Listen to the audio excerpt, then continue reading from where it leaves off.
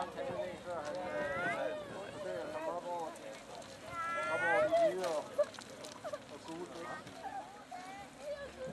Det er også spændende at se, hvad hvordan Modified klarer den her forhindring. De her Unlimited biler, de stod altså noget bedre til det. Og alligevel så har de store problemer med det her sted på banen.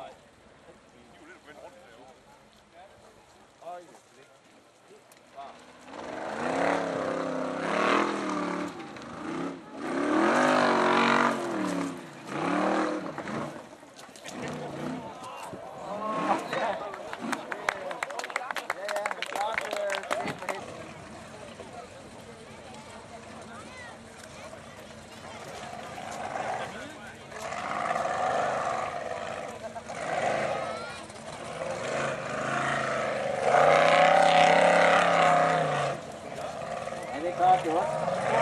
Så nogenlunde fint.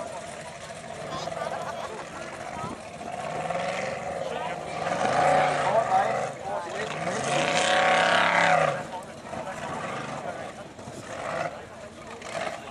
Ja, der er lidt til opfyldelsen at lave der. Der skal sættes på dæk på plads. Men den kørte der ellers